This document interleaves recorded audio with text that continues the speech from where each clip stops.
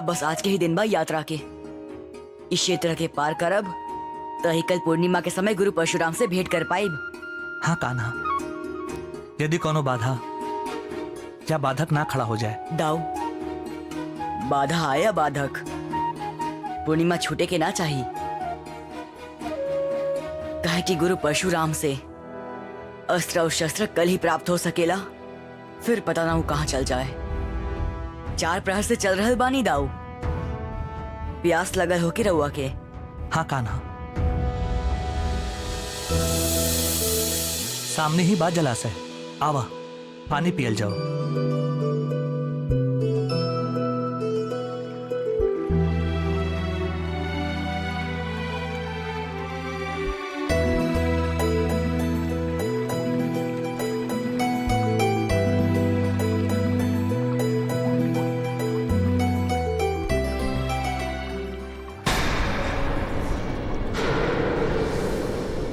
का भइल कान्हा? दाऊ, वो देखी ओहिजा कुछ बा,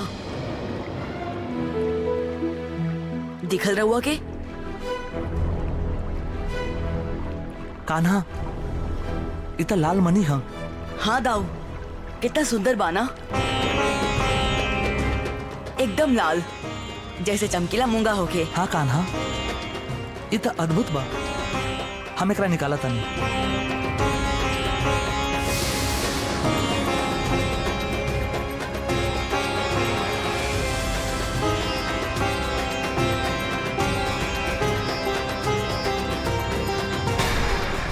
दाऊ,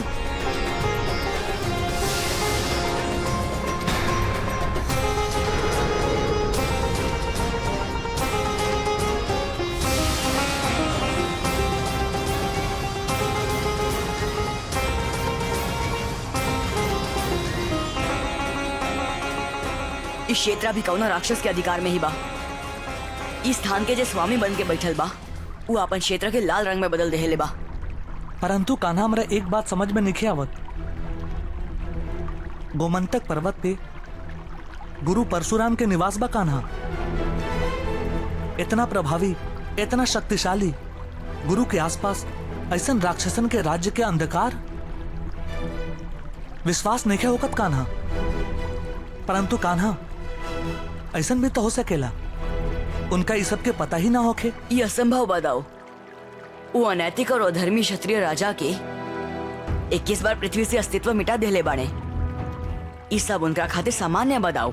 तो फिर कान्हा? दाऊ, भविष्य ही भविष्य जाने। वर्तमान में इस सब के चुनौती मान के स्वीकार करल जाओ और आगे बढ़ल जाओ। वीर बाड़ा तू कान्हा, वीर बाड़ा। बचावा! बचावा! बचावा! बचावा! दाऊ, स्वर में पीड़ा और भय बा। लागत है उनका हमनी के सहायता की आवश्यकता बा। चली चला।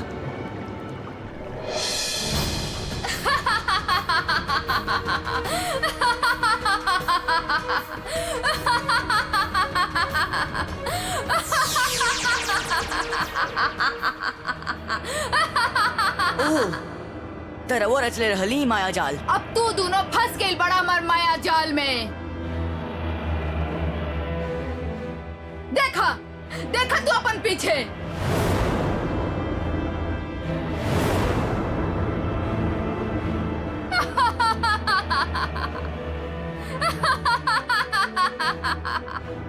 का चाहता नहीं रहुआ? तोहार रक्त जैसे हमार मौसी पूतना के तू दूध पियत पियत ओकर प्राण भी पी ले रहला। आज ई धरती के तोहार रक्त पियाई और अपन भाई रक्तांधक के प्रसन्न करब।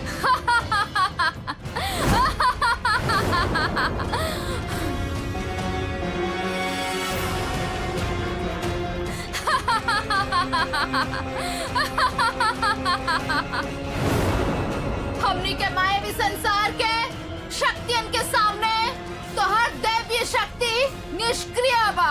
दाऊ, यहाँ बुद्धि युक्ति की शक्ति लगावे के पड़ी। जा पकड़ाई लोग के।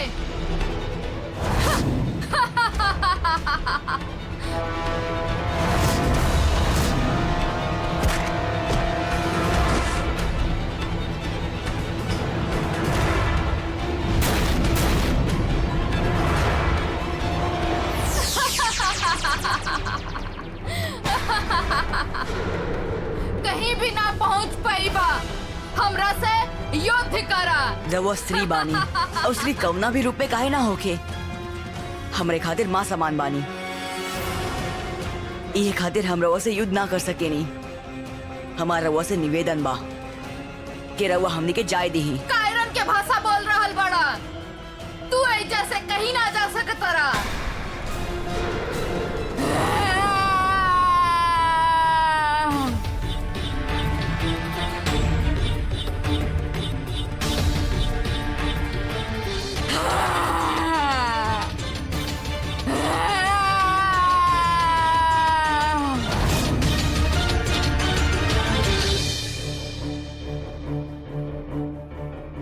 कान्हा कब तक इसे भागत राम जामनी के एकरा अंत तो कोनो होके के चाहिए। दावी मायावी लोक में जवन कुछ घटना घटित होकेला सब काल्पनिक बा। जेकर कल्पना बा उहे जान सकेला एकर अंत कहाँ होकी। कान्हा अब का करल जाओ? दाऊ बुद्धि युक्ति और शक्ति के प्रयोग।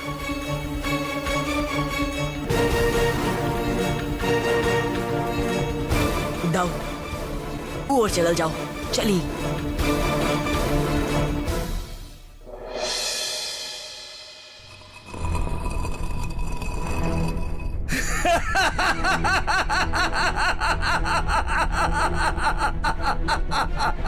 कान्हा वो देखा।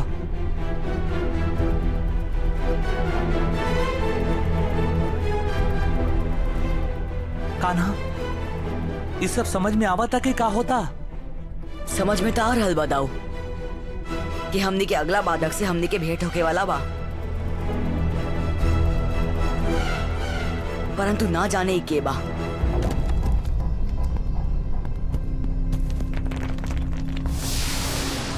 देखा हम तोने का बुला ही लेनी। के बाड़ा तू? हम बानी रक्तांटक, रक्त बीज के वंशक। सही पहचान ले। तू ही हमार दोनों भाई रक्षांतक और आक्रांतक के बाल खून के ऋण चुकावे के बाद तोहरा। रक्तांतक अभी भी समय बा, अपन अहंकार से बाहर आवा। हम ना चाहतानी कि तोहार भी उहे दशा होके जैसन तोहार भाई के भइल रहे।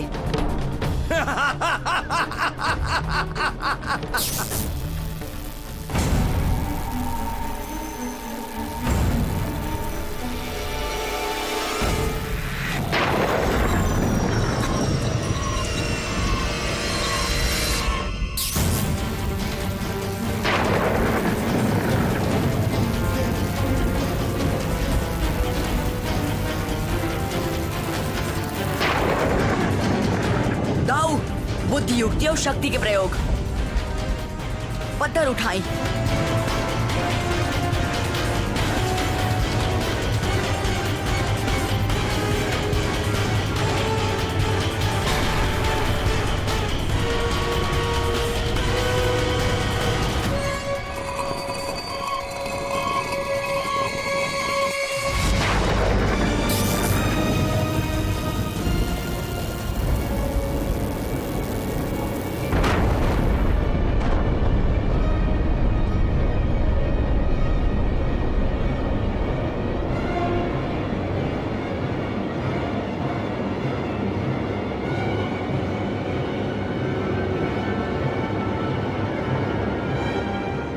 साहसी बड़ा यहाँ तक चल आइला हमरा पीछे। अब बतावा कैसन मृत्यु चाहिए तो के? एगो चींटी के जैसे या फिर एगो चूहा के जैसे? छोटा से छोटा चींटी भी बड़े हाथी के समाप्त कर सकेला, किंतु ई मत भूलिया कि जीवन और मृत्यु के बीच कुछ श्वास के ही अंतर बा।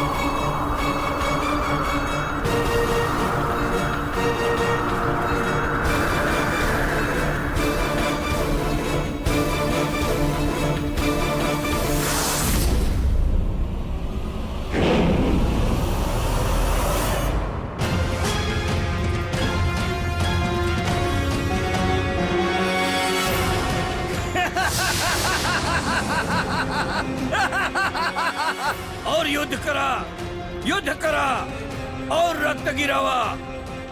दाऊना, क्रोध मत करिया। यज्ञ और राक्षस जन्म ले लिए हैं। तो फिर कान्हा एकरा से कैसे निपटबा तू? बुद्धि, युक्ति, शक्ति।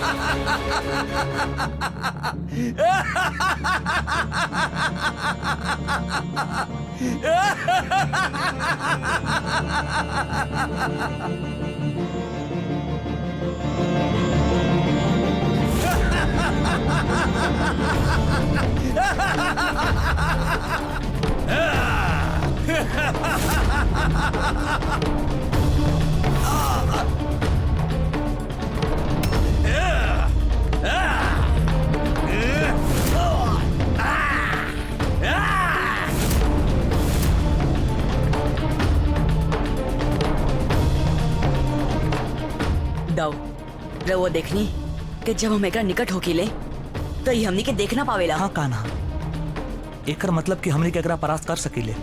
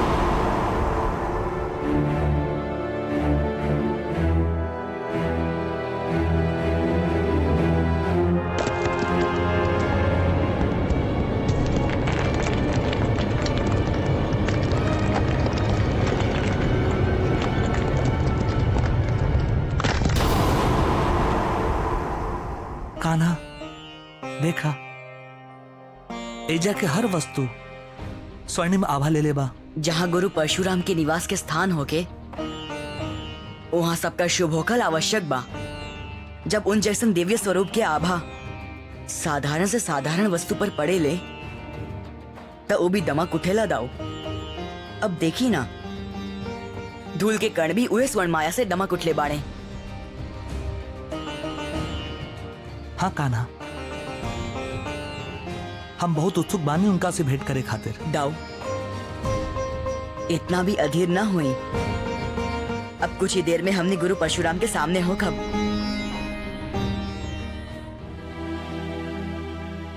दाऊ, वो देखी, कुछ ऋषिवर आवत बाड़े। उनसे गुरु परशुराम के निवास के स्थान पूछल जाओ। हाँ कान्हा। प्रणाम ऋषिवर। का रउआ हमने के गुरु परशुराम के निवास के स्थान बता सके नी?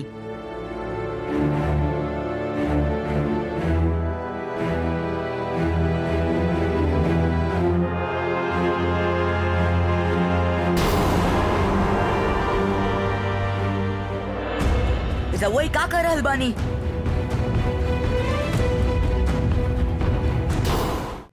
ई उचित नहीं खे। हमनी के बाहर जाए दी। कृपया हमनी के बात सुनी। रुकी रुकी, ऐसा मत करी, ऐसा मत करी, मत करी ऐसा।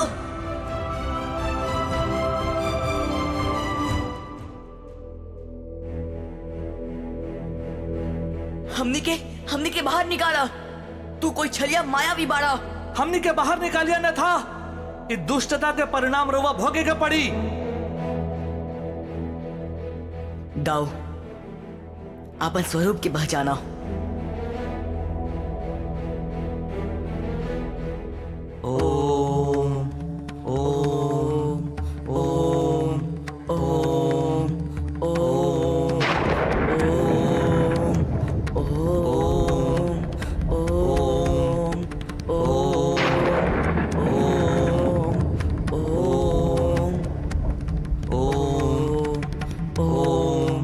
ओम ओम ओम।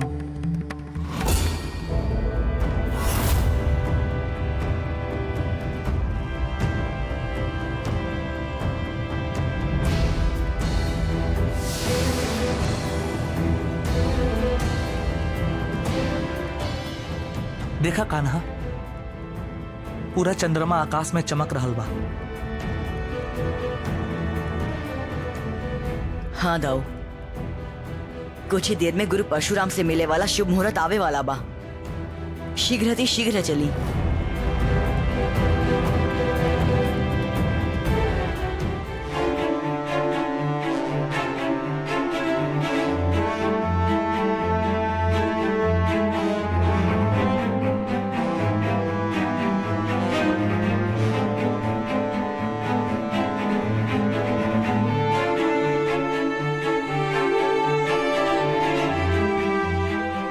दाऊ, इतना आश्चर्यजनक बा। कान्हा, कई सत्य बा या कोनो मायावी के छल? माया यहाँ हमके ना लगेला। शंका तो हमरा मन में भी नहीं खे कान्हा, परंतु कई संभव बा।